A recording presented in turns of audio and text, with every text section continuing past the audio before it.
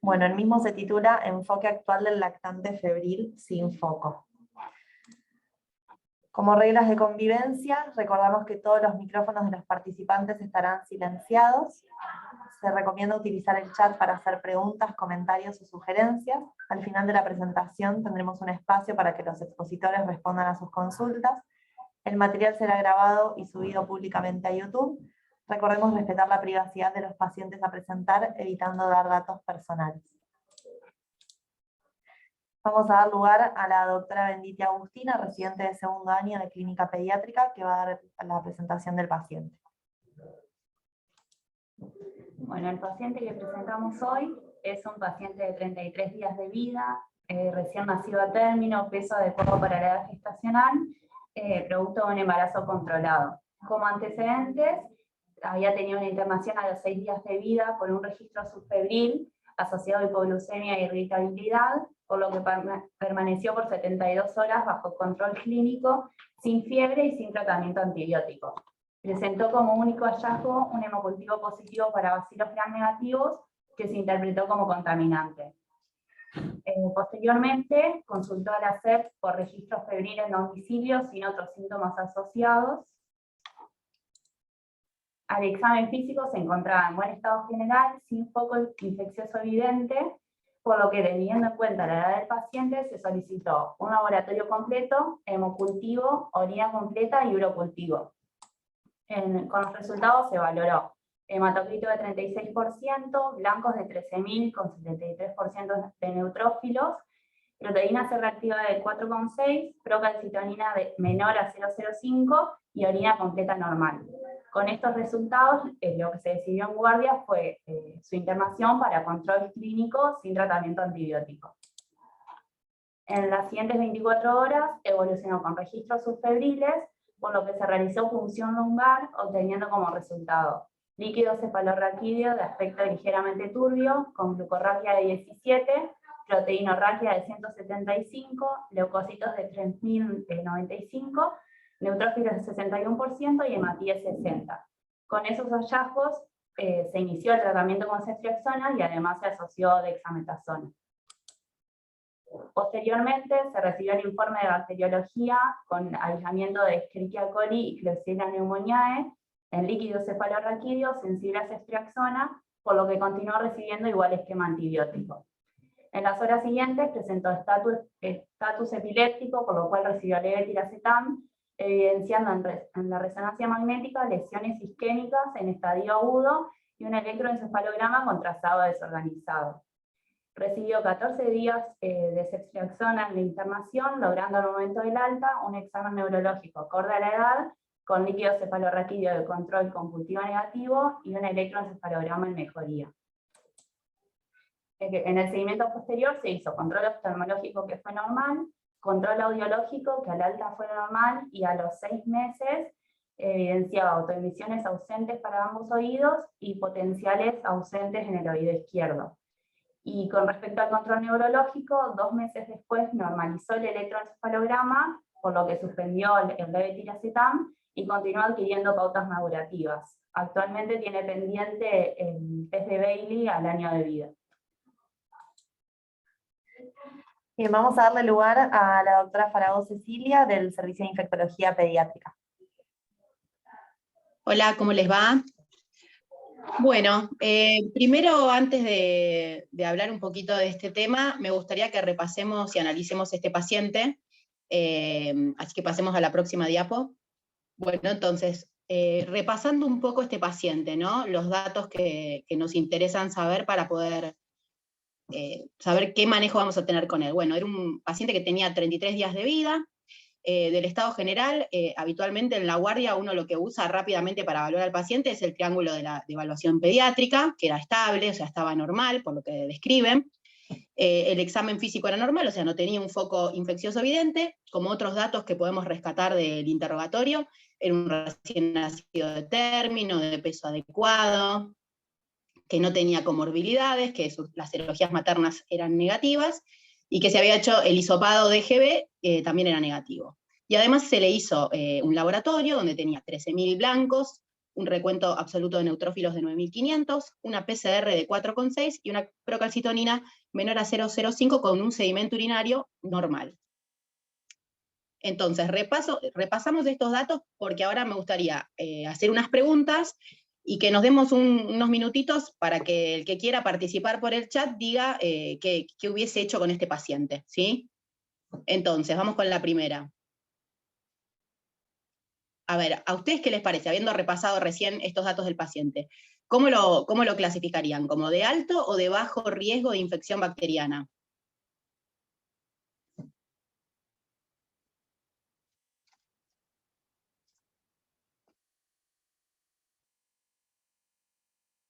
A ver, acá tenemos, algunos dicen bajo riesgo, otros alto. A ver si alguien más se anima, sin miedo, acá no estamos evaluando a nadie.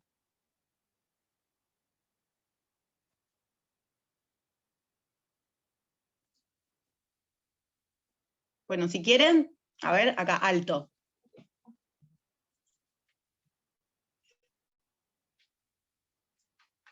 Me parece que falta la internación previa, con eso quizás le pongo alto. De todas maneras, en esa internación, el chico no recibió tratamiento antibiótico, la vía periférica estuvo muy poquito tiempo, la perdió a las pocas horas, o sea que prácticamente no estuvo invadido, digamos, y se asumió que en realidad lo que tenía era hipoaporte y que por eso tenía hipoglucemia. Pero bueno, es un dato importante a tener en cuenta también. Alto por edad, bajo por labo. Bien. Bueno, vamos con la que sigue. Entonces, la familia que preguntan si estaba cursando algún cuadro viral, no, por lo referido, no. De la historia clínica, no. ¿Qué criterios o algoritmos conocen para categorizar el riesgo de infección bacteriana en este paciente? O sea, de los que fueron respondiendo y dijeron alto o bajo riesgo, tuvieron que haberlo categorizado de alguna forma. ¿Habitualmente usan algún criterio o algoritmo?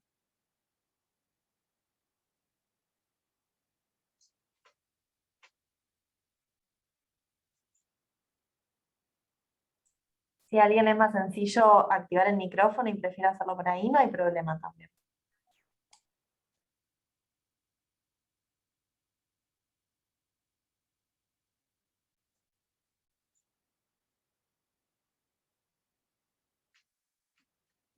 Más que nada porque si lo clasificaron como alto o bajo riesgo, tiene que haber sido por algo más que solo la edad. Habitualmente se usan algunos criterios.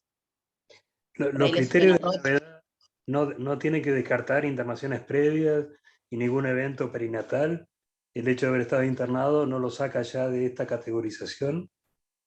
Sí, igual acá no lo estamos, por ahora yo no dije cómo lo categoricé ni nada, solamente quería saber cada uno cómo lo categorizaba.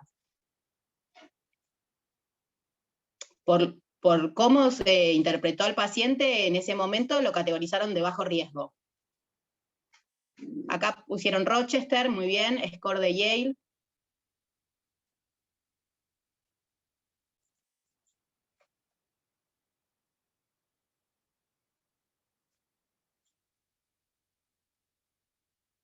Bueno, si quieren vamos con la que sigue.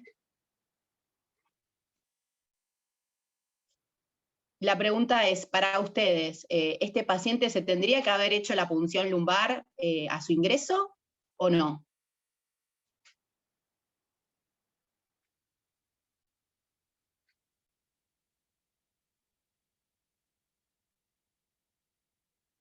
Acá responden que sí.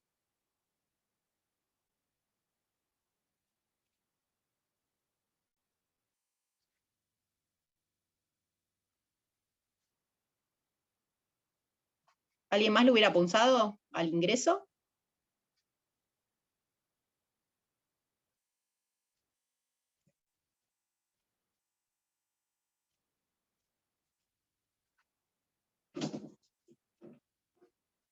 Acá dicen si se medica, en caso de medicarlo sí, si no, hay criterios que le incluyen y otros que no en la valoración inicial. No, otros no lo hubieran punzado.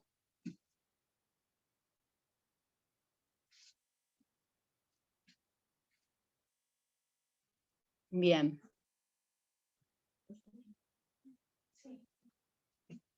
bueno, algunos consideran los 33 días de vida, algunos lo punzarían, otros no. La verdad que la idea era justamente ver esto, ¿no? Que para poder repasar ahora este tema, cómo categorizar al paciente y en base a eso, bueno, poder definir o con qué estudios uno tiene que avanzar según el paciente al que se enfrenta, ¿sí? Y lo último que iba a preguntar es si lo hubiesen medicado empíricamente a su ingreso, con lo que tenían.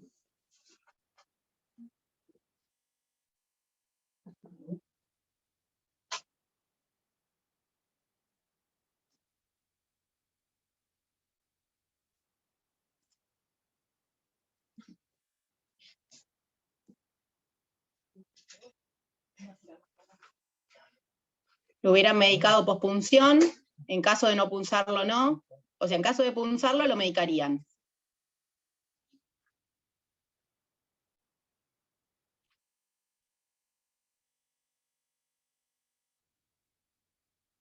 Bueno, muy bien, si quieren, ahora sí, pasamos a charlar un poquito del tema. Bueno, entonces, esperen que voy a cerrar el chat, que si no, no veo. Entonces, un poquito de generalidades. ¿A qué nos referimos cuando hablamos de fiebre sin foco? Es a la enfermedad febril aguda que no tiene causa evidente después de una adecuada anamnesis y un examen clínico minucioso. No hay ningún parámetro clínico ni de laboratorio que aislado o combinado nos permitan confirmar o descartar al 100% la existencia de una infección bacteriana grave en niños que tienen fiebre sin foco. Por eso es fundamental el control clínico exhaustivo y reiterado para detectar cambios en la evolución. El objetivo, entonces, cuando uno tiene un paciente así, es tratar de optimizar el uso de elementos diagnósticos, racionalizar la indicación de antibióticos y así poder minimizar también los riesgos en la atención de pacientes que tengan potencial infección bacteriana grave. Si bien la mayoría de las veces la causa más frecuente de la fiebre va a ser la etiología viral y va a ser autolimitada, también puede estar ocasionada por una infección bacteriana severa, y a menor edad, mayor va a ser el riesgo de infección bacteriana grave, y también va a aumentar con el grado de fiebre y la duración de la fiebre. En todos los grupos de edad, hoy por hoy, la infección urinaria es la patología bacteriana más frecuente, y los agentes etiológicos más frecuentes los vamos a definir según la edad, el estado de inmunización y las comorbilidades que tenga el paciente que estamos evaluando. Entonces, ¿qué datos de relevancia de la anamnesis y del examen físico y de laboratorio son importantes recabar? Entonces, primero vamos a ver si nos encontramos un paciente, la edad que tiene, porque como les dije antes, a menor edad mayor va a ser el riesgo de que pueda tener una infección bacteriana grave. El sexo depende de la edad, del rango etario en el que se encuentre. Hay infecciones que son más frecuentes en mujeres o en varones. Contactos con personas enfermas, el estado de inmunización del paciente, si concurre a jardín, los antecedentes maternos del embarazo, antecedentes perinatológicos del paciente, si tiene factores de riesgo, o sea, si es un niño sano o no, si hay un medio viral, si hay factores inmunológicos. Después vamos a evaluar el estado clínico del paciente, porque sin duda acá es fundamental. Si el paciente está en buen estado general, ahí es donde es el desafío de poder tratar de detectar quiénes están en mayor riesgo de la infección bacteriana grave y quiénes no. El paciente que no tenga buen aspecto, uno ya sabe que en ese va a avanzar y va a hacer muchos más estudios. Entonces, una primera valoración rápida que uno puede hacer es con el triángulo de la evaluación pediátrica, donde vamos a ver aspecto, coloración y respiración del paciente, y rápidamente con eso ya podemos ir definiendo ante qué paciente nos encontramos, ¿sí? Posteriormente, si el paciente tiene un buen aspecto, vamos a continuar con el examen físico completo, y según la edad que tenga lo vamos a clasificar como menor de 3 meses o entre 3 y 36 meses. Y además nos vamos a valer de los estudios de laboratorio que creamos necesarios realizarles, de exámenes de sangre, cultivos, exámenes de orina, y cualquier otro estudio que consideremos necesario según los síntomas que tenga. Entonces, vamos a separar entre menores de 3 meses y mayores de 3 meses. Y más que nada, entre 1 y 3 meses, ¿sí? Porque el menor de 3 meses ya está bien claro que es al que más estudios le vamos a hacer, nadie lo cuestiona ahí.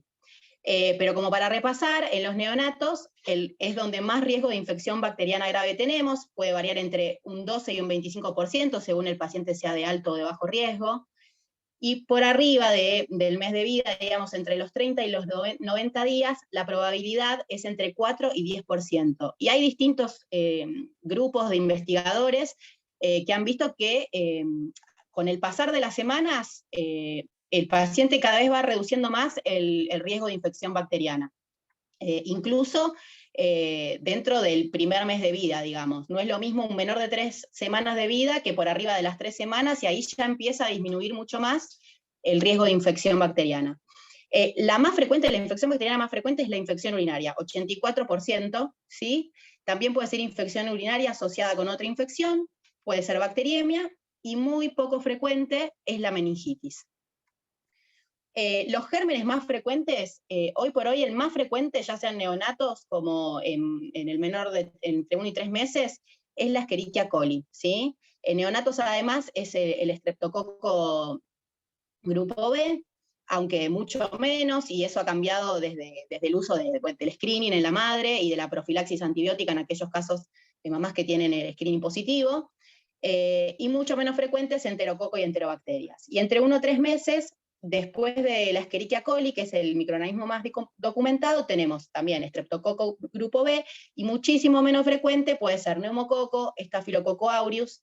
Y la listeria, la verdad que si uno va a leer distintas literaturas, ya sea acá en nuestro país, o literatura americana o europea, la verdad que todos ven que es una causa muy poco frecuente hoy por hoy en la actualidad la listeria. Seguimos. Entonces, todos los pacientes se tienen que punzar en el grupo a 1 o 3 meses. La verdad que este es un tema muy discutido, hay discrepancias, y también la verdad es que uno va a buscar distintos algoritmos y no todos se manejan igual, ¿sí? La verdad es que la prevalencia es baja, es menor al 0,5%, así que ahora vamos a seguir igual hablando de este tema. Como otros factores a tener en cuenta son la identificación de una infección viral. Sin duda eso realmente disminuye la posibilidad de infección bacteriana grave, no la descarta, pero se ha visto que los que tienen detección de algún virus respiratorio, el riesgo de infección asociada bacteriana es mucho menor. Y puntualmente, si uno tiene que hablar del grupo que tiene entre 60 y 90 días, claramente es mucho menor el riesgo de infección bacteriana que por debajo de los 60 días, y por eso el manejo podría llegar a ser igual que en el mayor de 3 meses. A ver, existen distintos criterios, que era lo que yo preguntaba antes, como formas de categorizar a los pacientes dentro de este grupo etario. Están los criterios de Rochester, de Boston, de Filadelfia, digamos, un montón de criterios, muchos de ellos incluían, estos son criterios de hace muchos años que incluían la mayoría la punción lumbar, salvo los criterios de Rochester, ¿sí? Y después hay criterios más actuales, hay uno, ahora si querés pasamos a la siguiente diapositiva. En realidad, primero, antes de hablar de los criterios, de los scores que hay para clasificar a los pacientes, antes de eso, digamos, lo que tenemos que tener en cuenta es si el paciente tiene factores de riesgo, porque si tiene factores de riesgo ya no lo podemos manejar como un lactante sano, en buen estado general, sin foco. O sea, si tiene, digamos, en general, el menor de 1 mes, el paciente que no tiene buen aspecto, el paciente que tiene fiebre por arriba de los 38,5, que va a tener más riesgo de infección bacteriana grave, que no está inmunizado, el paciente que es prematuro, que tiene comorbilidades, si tiene antecedentes de haber recibido antibióticos entre los 3 a 7 días previos, riesgo de infecciones transmitidas en el parto, causa social, algunos toman como criterio si tiene antecedente de una internación previa, si este paciente la tenía, también habría que ver qué pasó en esa internación previa. Es un paciente que estuvo medicado, estuvo invadido, digamos, tomaría muchas más cosas en cuenta que solo la internación, que en este caso pareciera que fue solamente para observación. Bueno, pasamos a la siguiente.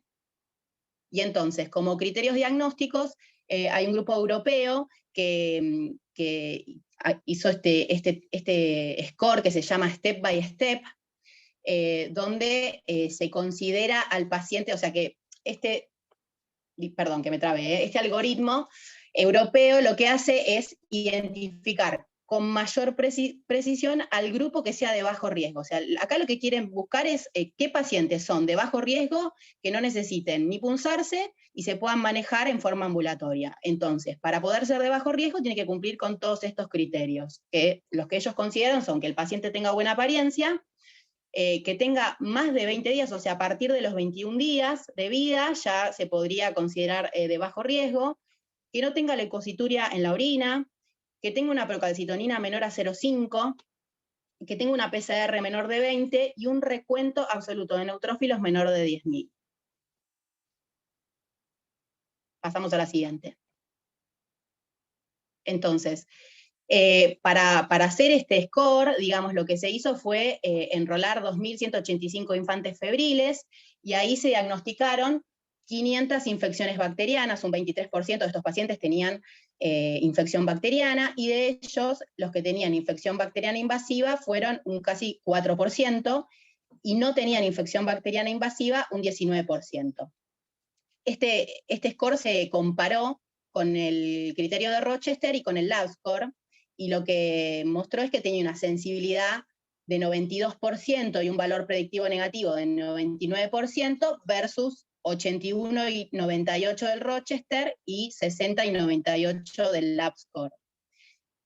Y que 7 pacientes con infección bacteriana invasiva y 4 que tenían infección bacteriana grave fueron pasados por alto. O sea, con esto volvemos a reforzar que no hay ningún score ni ningún parámetro puntual que nos pueda descartar 100%, pero comparado con Rochester y con Lab Score fue mucho menos los que se pasaron por alto.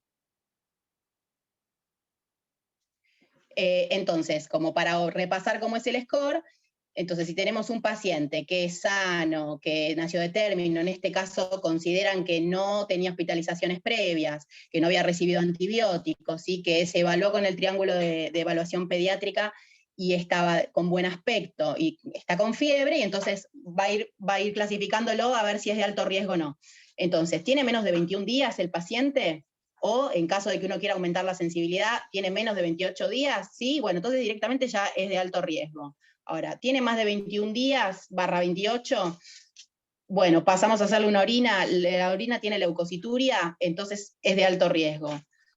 Si no, pasamos a ver el laboratorio, procalcitonina mayor a 0,5 es de alto riesgo, y ya como parámetros, como otros parámetros a tener en cuenta, la PCR mayor de 20, el recuento absoluto mayor a 10.000, que eso lo consideraría si solamente tiene eso de riesgo intermedio, y si cumple con todos los criterios de bajo riesgo, entonces es un paciente con el que uno podría manejarse ambulatorio y no tendría que hacerle una punción lumbar. Si quieren pasamos a la siguiente. Antes de repasar, digamos, cada uno de los estudios complementarios, quería hacer una acotación respecto a esto de la edad, digamos, ¿no? Que ponen el punto de corte en los 21 días de vida y no en los 28. Esto también hay otros grupos de investigación, de americanos, europeos, digamos, y han visto, digamos, que por arriba de las 3 semanas de vida ya empieza a disminuir el riesgo. Sin embargo, sigue habiendo cierto riesgo mucho mayor que en el de el grupo que tiene más de 28 días. Entonces, incluso hay unas guías, unas guidelines del Pediatrics, de la Asociación Americana de Pediatría, que son del año pasado, del 2021, donde hacen algoritmos, o sea, los dividen en 3 grupos etarios distintos, al menor de 2 meses. Ponen entre 8 y 21 días, el grupo de 21 a 28 días, y desde 28 a 60 días. O sea, hay un grupo intermedio que es entre la 3ª y 4ª semana de vida, donde no haría falta tener el manejo del menor de 1 mes, digamos, habitual, que es hacerle todos los estudios, incluso punzarlo, pero sí tener mayor consideración en algunos estudios comparado con el grupo que tiene más de 28 días, ¿sí? Entonces, ahora sí, pasamos a la siguiente. Entonces, de los estudios complementarios, digamos, por un lado tenemos el hemograma, de ahí lo que podemos ver es el recuento de leucocitos. Habitualmente, esto como criterio que se usó siempre fue el recuento de leucocitos entre 5.000 y 15.000, el recuento de neutrófilos encallado menor a 1500, y el recuento absoluto de neutrófilos menor a 10.000 es el valor que toma este tipo de score, que es el step by step. Pero bueno, estos son como los clásicos parámetros de laboratorio que se han tenido en cuenta, incluso con los criterios más antiguos, ¿sí? Después fueron apareciendo otros métodos complementarios, y entre ellos la procalcitonina, que hoy por hoy es el predictor independiente más fuerte para identificar a aquellos lactantes de alto riesgo de infección bacteriana grave, ¿sí? Comparado con clínica, comparado con el recuento absoluto de neutrófilos y con el recuento de leucocitos totales. En el caso de que el paciente tenga más de 0,5 de valor, es un fuerte predictor de infección bacteriana invasiva, y en caso de valores por arriba de 2 se relaciona con sepsis. Es mucho mejor que la PCR en infantes pequeños, o sea, en el grupo menor de 3 meses, con buen aspecto clínico, y además lo que tiene es que tiene un pico, el pico es mucho antes que el de la PCR, es a las 6-8 horas, alcanza una meseta a las 12 horas, y después va descendiendo después de 48-72 horas. Y como otro parámetro importante está la proteína C reactiva, que cuando está por arriba de 20, esto lo va a clasificar al paciente como de alto riesgo, va a tener 4.9 veces más probabilidad de tener infección bacteriana grave si son niños febriles, pero bueno, su elevación es más lenta que la procalcitonina. Comienza a elevarse pasadas las 12 horas, con valores altos en la infección bacteriana grave, y puede demorar entre 3 a 7 días en comenzar a disminuir. Pasamos a la que sigue. Entonces, otros estudios que uno podría pedir, bueno, radiografía de tórax, uno la solicitaría solamente en caso de que tenga más de 20.000 leucocitos en el hemograma por el riesgo de neumonía oculta. Vamos a hacer hemocultivos por 2 al paciente. Vamos a pedir orina completa y urocultivo, sabiendo que esta es la infección más frecuente que vamos a poder detectar. Y después, con respecto a punción sí, punción no, como les dije antes, la verdad que la prevalencia en este grupo etario es muy baja, y como para repasar esto hay una revisión, digamos, hay una revisión retrospectiva de 1975 infantes febriles, donde tenían buen aspecto, los pacientes tenían entre 21 y 90 días de edad, y ninguno de ellos tuvo meningitis. Y de todo el grupo analizado, de todo el grupo de niños febriles analizados, de los 11 que sí tuvieron meningitis, o tenían menos de 21 días, o no lucían bien clínicamente. O sea que, según este trabajo, ellos sugerían que en pacientes que tenían buen aspecto y tenían más de 21 días de vida, no habría necesidad de hacer una punción lumbar, ¿sí? Pasamos a la que sigue. Entonces, un poco como para resumir, hay distintos algoritmos. La verdad es que no todos son iguales, así que un poco para ordenarnos, si nos encontramos ante un paciente que tiene entre 21/28 días de vida según el score que vayamos a usar, que no tiene factores de riesgo, que ya los repasamos antes, y que tiene un aspecto normal, un triángulo de evaluación pediátrica normal, y tiene menos de 3 meses de vida, o sea, sin duda entre 1 y 3 meses, ¿no? Vamos a hacer un laboratorio con un hemograma, con una PCR, con una procalcitonina, vamos a pedir hemocultivos por 2, vamos a pedir un sedimento urinario y un urocultivo. Bueno, ¿y cómo vamos a analizar todo esto? Siempre estamos hablando de un paciente que está en estado general, ¿no? Porque si no, sin duda, uno ya avanza mucho más en los estudios. Pero en este paciente vamos a definir cómo están los marcadores de laboratorio. ¿Están alterados o están normales? Si los marcadores de laboratorio están normales y el paciente tiene una orina completa normal, o sea, paciente que por clasificación me da de bajo riesgo por el aspecto, porque no tiene antecedentes, tiene un laboratorio normal, tiene una orina completa normal, con ese paciente voy a tomar una conducta expectante, o sea, este paciente no necesita antibióticos, e incluso uno podría manejarlo ambulatoriamente con control clínico cercano, ¿sí? Muchas veces en los pacientes que son más pequeñitos, uno puede decidir dejarlos internados para observación, como fue en el caso de este paciente, que no se tomó ninguna conducta antibiótica al inicio, pero sí se lo dejó para la observación, y ante algún cambio que hubo en la clínica se decidió tomar la conducta de punzarlo. Ahora, si nos encontramos con marcadores inflamatorios normales, pero una orina completa patológica, o sea, nuestra sospecha es que es una infección urinaria, no necesariamente este paciente tiene indicación de punzarse, donde tal vez se sigue sugiriendo o se sigue teniendo en cuenta como, bueno, considerar punzar es en el grupo que tiene entre 3 y 4 semanas de vida, ahí, digamos, se sigue postulando que se podría hacer la punción lumbar, tenga infección urinaria o no tenga infección urinaria el paciente, pero por arriba de esa edad, la verdad es que uno no tendría que hacerla, no sería necesario hacer la punción lumbar. Y recuerden aparte que hay un porcentaje de los pacientes que tienen infección urinaria que pueden tener pleocitosis, aunque no tengan meningitis en el líquido, digamos, que no tengan una infección meningia, pero puede haber cierta pleocitosis. Entonces, por eso es importante realmente pensar bien si justifica o no, en ese caso, hacer la punción lumbar. Ahora, si nos encontramos con marcadores inflamatorios alterados, bueno, este paciente ya lo clasificamos de alto riesgo. Si tiene una orina completa normal, o sea, no sospechamos que tiene una ITU, pero tiene laboratorio de riesgo bacteriano, en este caso, acá también vamos a tener en cuenta la edad, pero acá es donde si yo pienso que el paciente es de riesgo, antes de medicarlo lo tengo que punzar, o sea, tengo que descartar también el foco meningio. Ahora, ¿lo tengo que hacer en todos los pacientes? Probablemente por arriba de los 2 meses uno podría no hacerlo esto, ¿sí? Sin duda creo que en este grupo, que sabemos que es muchísimo menor el riesgo y que lo podemos manejar como los más grandes, es donde me plantearía mucho más si justifica hacer la punción lumbar o no.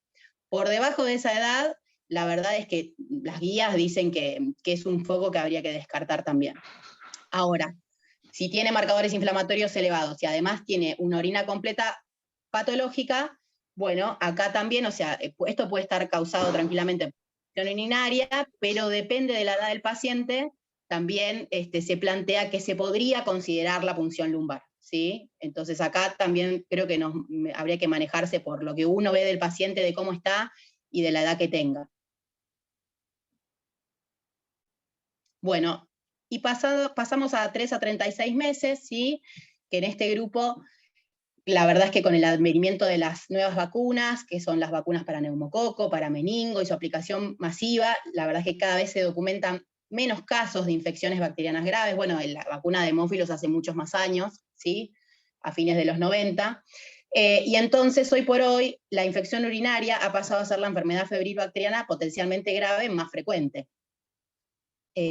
Así todo, de todas maneras, de bacteriemia oculta, el microorganismo que continúa siendo el más frecuente es el Streptococcus pneumoniae, seguido de Neisseria meningitidis, y ha aumentado la frecuencia relativa de bacteriemia oculta por otros microorganismos como son la Escherichia coli, Salmonella, Staphylococcus aureus y Haemophilus.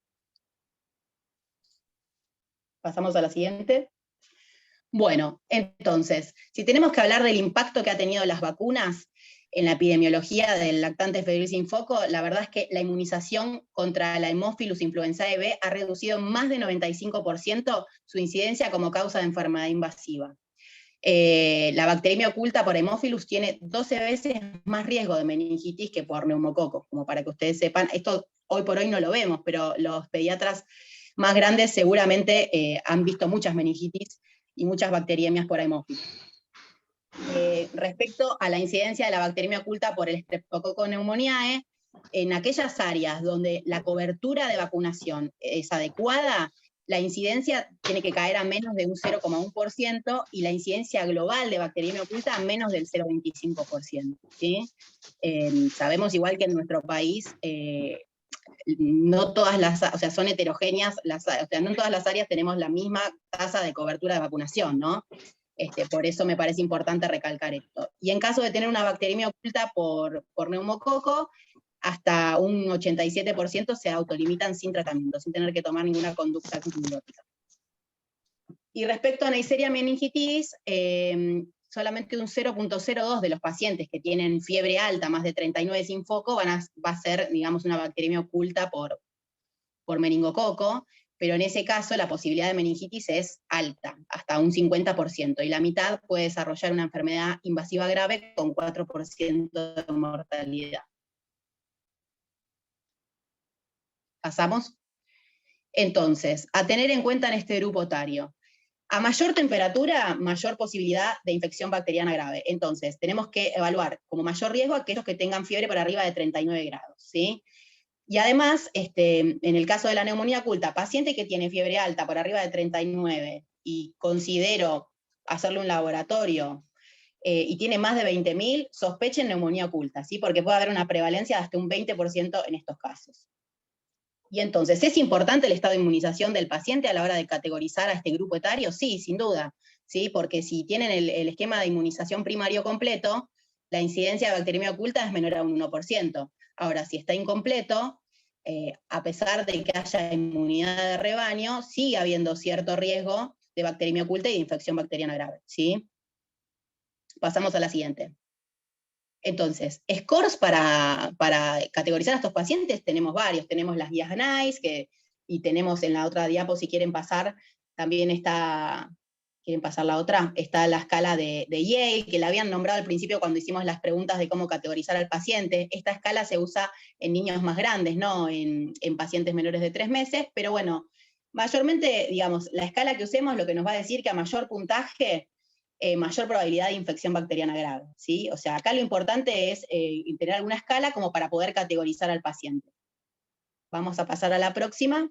Entonces, cuando yo lo categorizo, si el paciente tiene buen estado general, si tiene la escala de Yale o la escala que esté usando, que nos dé un puntaje bajo, que no tiene ningún antecedente, ninguna comorbilidad, está adecuadamente inmunizado, la fiebre no es alta, entonces en este paciente por arriba de los 3 meses no está justificada la realización de ningún estudio complementario más. ¿Sí? Se puede llegar a hacer una orina completa de un uro en caso de fiebre alta o de fiebre que ya tiene varios días de evolución o si tiene antecedentes de infección urinaria.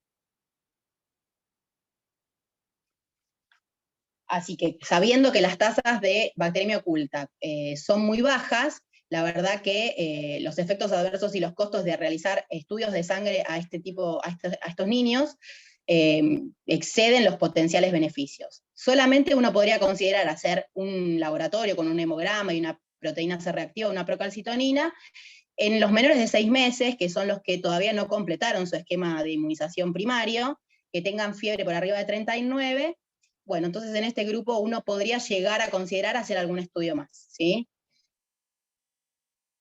Pasamos, si quieren, a la próxima.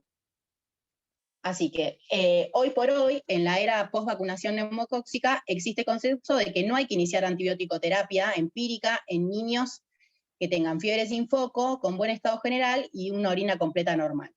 Solamente podríamos considerar la terapia empírica con ceftriaxona, digamos, en aquellos pacientes menores de 6 meses, que son los que dijimos que, como no tienen el esquema primario de vacunas completo, son los que pueden llegar a tener un poco más de riesgo de infección bacteriana invasiva. Ahora, si el paciente está en mal estado general, sin duda que vamos a hacer todos los estudios, ¿sí? Haremos orina, haremos laboratorio, tomaremos cultivos y se iniciará tratamiento empírico con ceftriaxona. A este grupo, ¿a quién haremos PL? Bueno, eso va a depender mucho del estado neurológico del paciente y de su estado clínico general.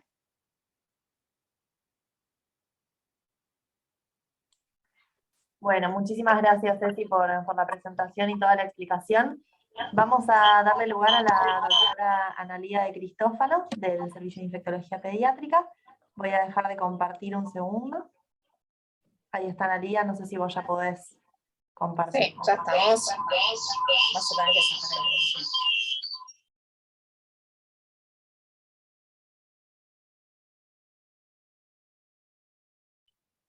Bueno, ahí estamos. La idea es contarles un poco sobre los métodos de biología molecular, sobre todo el FilmArray, que es el que disponemos acá, pero contarles un poquito de qué se tratan estos métodos y cómo nos pueden ayudar. Los nuevos métodos diagnósticos son nuevas pruebas moleculares que lo que hacen es lo que uno llama el diagnóstico sindrómico, ¿sí? Entonces, frente a un diagnóstico clínico, uno tiene ciertos paneles que me van a buscar un grupo de microorganismos que pueden afectar, digamos, que pueden causar esas enfermedades, ¿sí? Y lo que tiene es que son métodos muy rápidos, que no sé si la saqué, pero son métodos que se llaman bedside, me parece que está más adelante, porque pueden ser hechos en el lugar donde se atiende el paciente, o al lado de la cama del paciente, ¿sí? Son, como dice acá, son métodos rápidos, que son point of care o bedside, o sea que los hago en el lugar donde atiendo al paciente, tienen alta sensibilidad a la especificidad, tienen un resultado de interpretación fácil, y bueno, y son paneles múltiplos, como dijimos. Y las desventajas, por un lado, es interpretar bien ese resultado, que a veces no es tan fácil, y el costo, que muchas veces se nos pone como desventaja, pero muchas veces cuando analizamos qué es lo que pasa cuando usamos estos métodos, realmente el costo no baja, ¿no?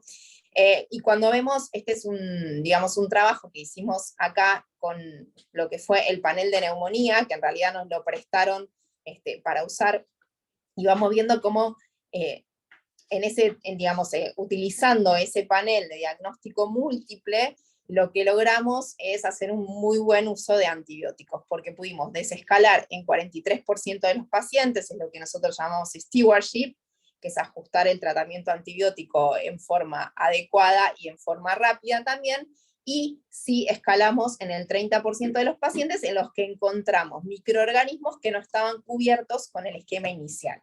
¿Por qué? Porque encontramos beta-lactamasas, porque encontramos OXA como un microorganismo multiresistente, porque encontramos SAMR y porque encontramos micoplasma, digamos. Eso fue alguna de las causas que tuvimos que escalar tratamientos porque no estaban cubiertos en el esquema inicial que uno pensaba, ¿sí? Y además tuvimos mayor detección. Estos son métodos que tienen mayor detección muchas veces que un cultivo, ¿sí?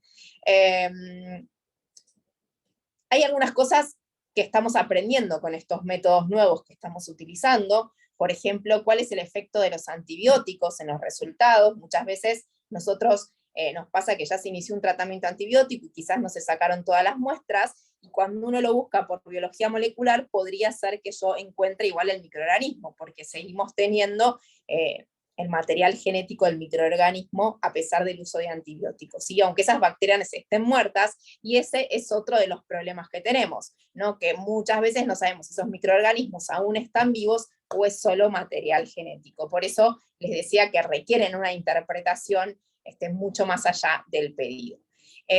También aprendimos que hay muchos resultados polimicrobianos, muchos más de los que creíamos. Y también algo que se rescata mucho cuando uno hace estas búsquedas por biología molecular es el valor del resultado negativo, ¿no? ¿Por qué? Ahora vamos a aclarar un poquito más qué es eso, pero esto es muy importante, que estas técnicas sean interpretadas por microbiólogos o por especialistas en infectología, justamente por estos temas. Bueno, esto es lo que ya les dije, el diagnóstico que es al lado de la cama, y entonces, digamos, uno tiene muchas más... digamos, un diagnóstico mucho más rápido. Muchas evidencias para la utilización de estos métodos, ¿sí? En los cuales también muchos evalúan los costos y la calidad de atención, ¿sí? Vamos a ver que reducen el uso de antibióticos, tiempo de aislamientos, estadías, etc. Tenemos muchas marcas, nosotros acá disponemos de algunos, antes disponíamos del GenExpert, también disponemos del FilmArray, digamos, hay muchas marcas, muchos equipos distintos, pero todos van a algo que es más o menos así, que uno pone la muestra en un cassette y este cassette se introduce, digamos, en una máquina que hace todo el proceso junto, ¿no? Y requiere, por ejemplo es el FilmArray, este es un GenExpert, y esto requiere una manipulación que es bastante rápida y después se colocan en las máquinas que dan un resultado a la computadora, depende, digamos, qué es lo que uno utilice. Hay algunos que son en 15 minutos, que buscan un solo microorganismo, y otros que tardan 45 o una hora, digamos. Depende yo lo que vaya a usar. Estos son distintos paneles respiratorios. Cuando vemos lo que nos va a buscar, y esto es importante que lo interpretemos, lo que buscan estos paneles es, por ejemplo, en el respiratorio, adenovirus, coronavirus K1, los otros coronavirus, el SARS-CoV-2, metaneumo, etc. Todos los que busca, lo que nos va a decir es ausencia o presencia de cada uno de los microorganismos, ¿sí? ¿Esto qué significa? ¿Me va a buscar todos los bichos que hay en la muestra? No, no me va a buscar todos los bichos que hay en la muestra. Lo que me va a decir es ausencia o presencia de los microorganismos que busca ese panel, ¿sí? Por eso, por un lado, el valor del negativo es muy importante, porque también me está diciendo, mira, de todo esto que yo busqué, no están, y no están a nivel biología molecular, con lo cual ese resultado, si la muestra está bien sacada, es un resultado importante, ¿sí? Quise poner el del panel respiratorio porque me parecía importante comentarle esto, y porque muchas veces se usa en estos pacientes. Y después tenemos un panel de sepsis, que también nos busca microorganismos tanto intrahospitalarios como extrahospitalarios, y nos busca también métodos de resistencia. Por ejemplo, nosotros tenemos el FilmArray, que fíjense que nos busca enterococo, listeria, estáfilos, streptococos, nos busca desde una Klebsiella, una Serratia, hasta una Haemophilus, una Neisseria meningitis, una Pseudomonas, digamos, busca muchísimos microorganismos que son tanto de la comunidad como fuera de la comunidad. También nos busca las cándidas, o sea, las levaduras, y también nos busca los mecanismos de resistencia. Este panel se hace sobre el resultado de hemocultivo positivo, ¿sí? Nosotros tenemos que tener el cultivo positivo, el hemocultivo, y a raíz de eso, si no se puede identificar en el tiempo que nosotros, digamos, nos puede ser útil, podemos tener la opción de usar este método, que en algunos pacientes lo usamos, o en algunos pacientes realmente la identificación por otros mecanismos desde bacteriología termina siendo rápida, y no necesitamos llegar, digamos, a utilizar este panel. Lo de los casos clínicos lo paso por alto porque estamos con poco tiempo, y después tenemos el otro panel, que es el de meningitis. Digamos que hay, de meningitis no hay tantos como de otros paneles, y los dos que hay, digamos, disponibles en el mercado buscan más o menos los mismos microorganismos, y también lo mismo, digamos, busca bacterias y virus, y lo mismo nos va a decir si hay presencia o ausencia de cada uno de estos microorganismos que busca el panel. No me va a buscar otros microorganismos, ¿sí? Esto es un panel de meningitis, que sí solo me va a servir para meningitis de la comunidad. Si yo tengo una meningitis asociada a una válvula, no me va a servir, porque fíjense que no me busca ni Pseudomonas, ni Staphylo aureus, ni una Klebsiella, ni ningún otro microorganismo que yo puedo tener vinculado a un dispositivo y a una infección postquirúrgica, ¿sí? O sea que el panel de meningitis solo sirve para meningitis de la comunidad. Pero si, por ejemplo, les voy a mostrar este caso, un niño de 9 años que ingresa sano, vacunas completas, cefalea, vómito, fotofobia, examen físico con rigidez de nuca, una PL con 50 leucocitos, 80 proteínas, y se les realiza el panel de meningitis, y lo que encontramos es un enterovirus y bacterias negativas. Para un paciente que viene de la comunidad sin factores de riesgo, si yo no tengo meningococo, no tengo neumococo, no tengo Neisseria meningitis, y tengo un enterovirus, tengo causa suficiente para interpretar que la meningitis es por ese método. No se medicó con antibióticos, o sea que no hicimos que un uso de antibióticos, digamos, que no sería mal si no lo podemos hacer, porque claramente el paciente tenía una meningitis, pero logramos no medicarlo con antibióticos, lo pudimos observar, y en menos de 24 horas el paciente, digamos, puede irse de alta con este diagnóstico, con lo cual es algo muy útil que lamentablemente por ahora no contamos con este panel, pero bueno, puede ser algo muy útil para utilizar, ¿sí? Bueno, Ana, muchísimas gracias también por tu presentación. Vamos a darle lugar a la doctora María Ángeles de Visus, que va a continuar con la presentación. Un segundo que llegamos.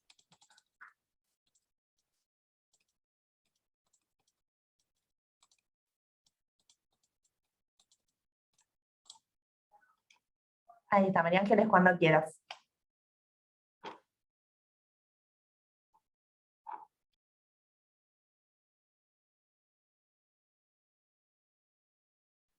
Perdón, hola, buenas tardes, ¿me escuchan? Sí, se escucha perfecto. Perfecto. Bueno, cuando entra la muestra del sector de bacteriología, esa muestra, digamos, va a tener dos etapas en lo que nosotros llamamos el primer día del laboratorio de bacteriología. La primera de ellas es la siembra, si quieren, digamos, adelantan la diapositiva, que es la siembra. En este caso nosotros tenemos una siembra por sitio de infección. ¿Qué significa esto? Nosotros vamos a trabajar todos los materiales que ingresan al sector de bacteriología, teniendo en cuenta los microorganismos que pueden causar las diferentes infecciones en ese sitio anatómico. Entonces vamos a sembrar los medios adecuados para recuperar el microorganismo más exigente. En este caso lo que vamos a sembrar es una placa de chocolate, ya que el microorganismo más exigente es el Haemophilus influenzae, y por lo tanto va a requerir de medios, de cultivos, que tienen alta cantidad de nutrientes o nutrientes especiales. Además de esto, lo que le vamos a colocar es un caldo de enriquecimiento. Esto es porque, digamos, como provenimos de un sitio estéril, lo que queremos es recuperar la menor cantidad de microorganismos que pueda estar presente en la muestra. Entonces, lo que vamos a colocar es un caldo en donde le vamos a dar tiempo al microorganismo a multiplicarse y a observar lo positivo luego de la incubación. En este caldo tioglicolato lo que vamos a observar es tanto, digamos, lo que vamos a poder recuperar es tanto los microorganismos aeróbicos como microorganismos anaeróbicos. Además, al líquido cefalorraquídeo, ¿sí? Digamos, si viene más de 1 mililitro, lo que vamos a hacer es centrifugar ese líquido cefalorraquídeo. Y tanto el cultivo como el GRAM, lo que vamos a hacer es trabajarlo directamente de ese pellet. Del pellet vamos a hacer la coloración de GRAM, que es lo que informamos en el primer día de ingreso de la muestra del sector, y digamos, con eso lo que vamos a hacer es, digamos, dar nuestro primer día de trabajo. Recuerden que para que un microorganismo o los microorganismos sean observados directamente en la coloración de GRAM, el límite de detección es aproximadamente de 10 a la cuarta, 10 a la quinta unidades formadoras de colonias por mililitro, o sea que un líquido cefalorraquídeo puede tener un directo negativo si la cantidad de microorganismos que están presentes en las muestras es menor a 10 a la quinta, 10 a la cuarta unidades formadoras de colonias por mililitro. Una vez que la muestra, digamos, ha sido sembrada, se va a llevar a incubar. Esa incubación por lo menos tiene que ser de 18 a 24 horas y hay que darle las condiciones de atmósfera adecuadas. Una vez que el microorganismo desarrolló, lo que hacemos es una observación macroscópica tanto de la placa como del caldo. De la placa nosotros sabemos y podemos distinguir, digamos, si es un bacilo negativo, si es un coco en acúmulo, si es un coco en cadena, y del caldo tioglicolato lo que vamos a ver es la turbidez del caldo. Pero no podemos en ese caso predecir qué es lo que está desarrollado ahí. Tanto del caldo como de la placa, si no pudiéramos reconocer las colonias de la placa, lo que tenemos que hacer antes de proceder a hacer la identificación o la sensibilidad del microorganismo es nuevamente hacer la coloración de GRAM. Una vez, pasen a la otra diapositiva por favor, una vez que la bacteria, ¿sí? Le hicimos la coloración de GRAM y observamos ese GRAM que es bacilos GRAM negativos, lo que vamos a hacer es proceder a hacer la identificación y la sensibilidad. Esa identificación se puede hacer por metodologías manuales, que en este caso lo que se utilizan son las pruebas bioquímicas, que antiguamente se utilizaban en nuestro laboratorio y que muchos se usan en otros laboratorios que no son de alta complejidad. Esas pruebas manuales son pruebitas que hacemos para ver el metabolismo de las bacterias. ¿Sí? Según cómo las bacterias utilizan los diferentes sustratos de cada una de estas pruebas de identificación, vamos a poder ponerle un nombre y un apellido. Además, lo que podemos hacer son pruebas de sensibilidad manuales, ¿sí? Que en este caso lo que hacemos es un antibiograma por difusión. Tanto las pruebas manuales de identificación como de sensibilidad llevan un tiempo de incubación. Ese tiempo de incubación está entre 18 a 24 horas como para hacer la lectura. O sea que una muestra que ingresó el día 24, se positivizó el día 25, ese mismo día yo le hice las pruebas de identificación y sensibilidad, y el día 26 tendría la lectura de esas pruebas, si todo salió bien y si, digamos, hay un solo microorganismo. En el caso de las pruebas automatizadas, que también, bueno, es lo que nosotros contamos en el laboratorio actualmente, tenemos la espectrometría de masa y el VITEC 2 Compact. La espectrometría de masa es lo que nos permite hacer la identificación de las bacterias. Esa identificación está en el transcurso del día. Eso quiere decir que nosotros hacemos la observación de las placas durante la mañana o el transcurso de la mañana, vamos dispensando el trabajo y a lo largo del día vamos a tener esa identificación. Además, podemos hacer la identificación a través del VITEC 2 Compact, que es un sistema, digamos, automatizado, que además de hacer la identificación, permite hacer la sensibilidad de forma automatizada. También, en este caso, la lectura del VITEC 2 Compact va a estar entre las 18 y 24 horas en que se puso la muestra en ese lugar. Bueno, quedo a preguntas por si necesitan saber algo más con respecto a los cultivos. Muchas gracias.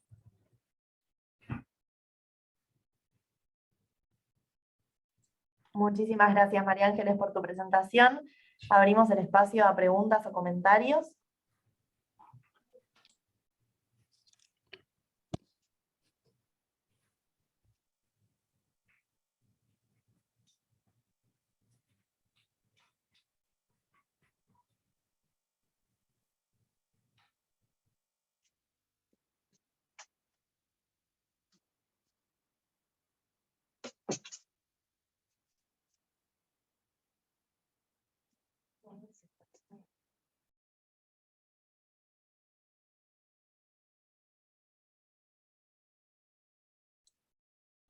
En el chat hay una pregunta del doctor Alonso que dice, volviendo al paciente, ¿cuál es la indicación actual del uso de dexametasona?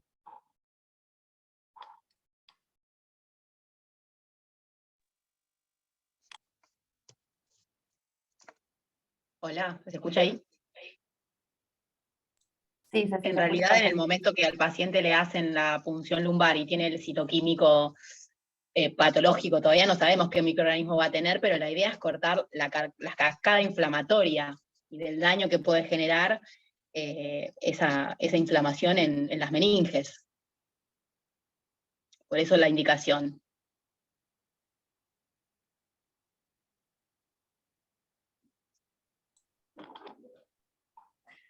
Perfecto, genial, Ceci. Y hay otra pregunta que dice si el paciente al final tuvo meningitis por 2 gérmenes.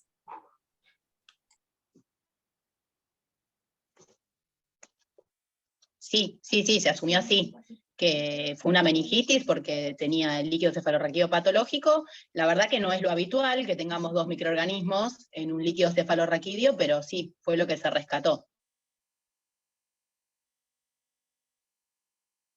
Sin un foco acompañante. No tuvimos rescate en el hemocultivo y la orina tampoco fue el foco primario.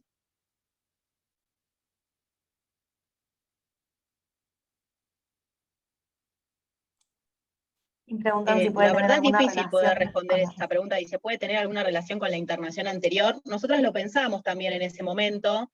Lo único que había tenido el chico, sí tuvo puesto una vía periférica, si ese pudo haber sido la puerta de entrada o no, digamos.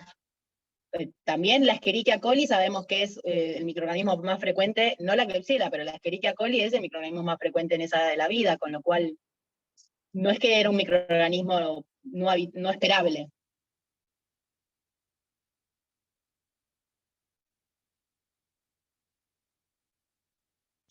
Y el contaminante sí se había tipificado, era un Cupriavidus. Es un microorganismo que habitualmente lo tenemos como contaminante en los hemocultivos. O sea, no tenía nada que ver con el rescate que tuvo después.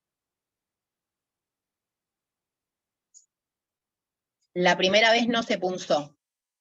La primera vez había tenido fiebre, la internación previa de los 6 días de vida, había tenido febrícula el día anterior a la consulta. Cuando el paciente llega a consulta, el chico no tenía fiebre, esa febrícula había bajado solamente sacándole la ropa, o sea, como que tenía sobreabrigo y nunca más volvió a repetir. Tenía un laboratorio de bajo riesgo en ese entonces también.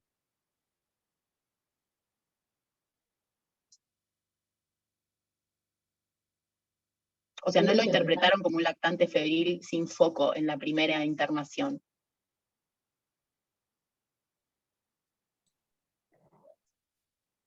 Ahí Ceci, hay otra pregunta en el chat que dice si estamos perdiendo los pediatras la habilidad para realizar punción lumbar. Espérame que no escucho nada yo. La pregunta dice si los pediatras estamos perdiendo la habilidad para realizar punción El lumbar. paciente era de bajo riesgo al ingreso, finalmente tuvo una meningitis. Tuvo cambios clínicos o de laboratorio, no sé si me lo perdí en la presentación. El paciente lo que tuvo, clínicamente lo único que tuvo fue que siguió con fiebre. Y frente a esa situación se decidió hacer la punción lumbar. No tuvo un cambio en el estado general, de hecho está escrito en la esfera clínica que el chico seguía en muy buen estado general. Siguió con fiebre y finalmente después el laboratorio cambió.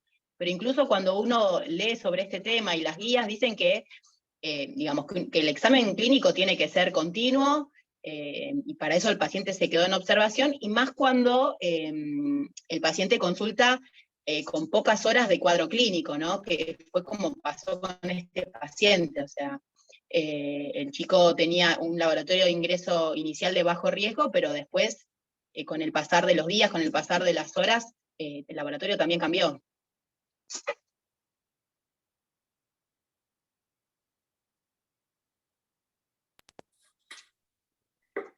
Genial, Ceci, muchas Lo gracias. que mientras, si piensan alguna otra pregunta, dos cosas que me gustaría agregar.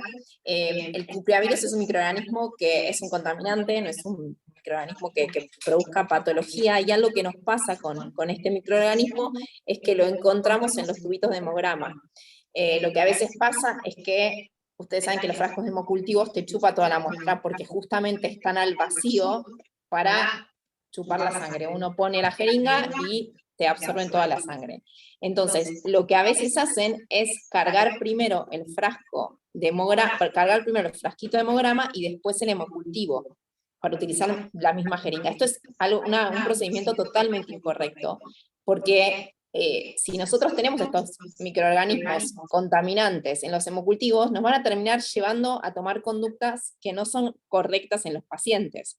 Porque lo que pasa es eso, que muchas veces nos aparece un Bacillus gram negativo o un coco positivo y terminamos medicando al paciente empíricamente porque realmente no sabemos si el paciente esto, al inicio solo sabemos que es un Bacillus gram negativo, puede ser una Escherichia coli o puede ser el cupriavirus, y hasta que no tenemos la identificación no podemos saber el resultado final. Con lo cual es muy importante la técnica de toma de hemocultivos. Y otra cosa importante también es en este tipo de pacientes tener 2 muestras, porque eso también nos ayuda, porque en las dos, si tenemos, no es lo mismo tener las 2 muestras positivas que una sola, ¿sí? Cuando hablamos de 2 muestras, son 2 pinchazos distintos, no es el mismo, porque si repartimos la muestra, pasa lo mismo, vamos a tener la misma sangre en las 2 muestras y termina siendo lo mismo, con lo cual, eso es algo súper importante, no cargar, o sea, lo que se va a cargar en el hemocultivo, tiene que ir al hemocultivo, así reducimos el riesgo de contaminantes que nos oscurecen el manejo de estos pacientes.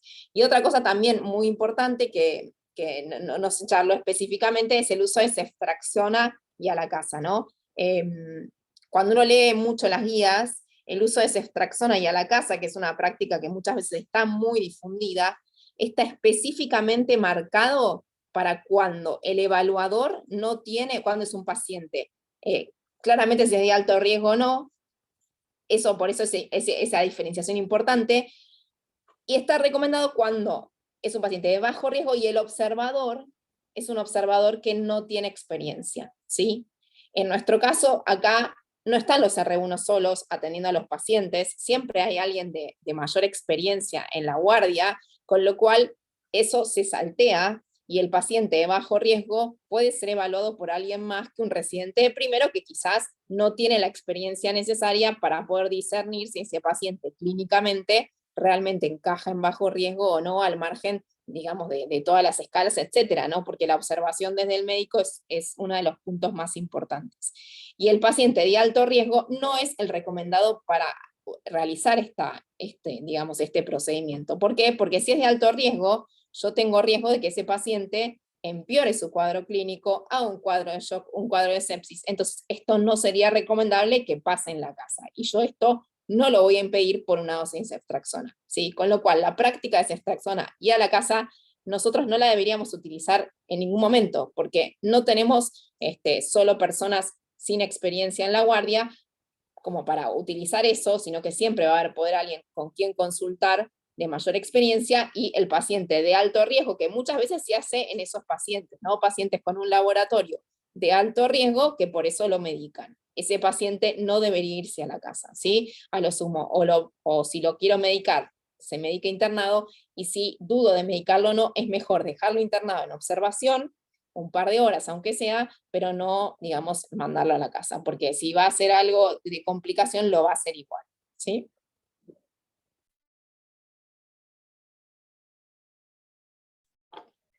Bueno, muchísimas gracias por los comentarios. Si no hay más preguntas ni dudas, damos por finalizado el Ateneo.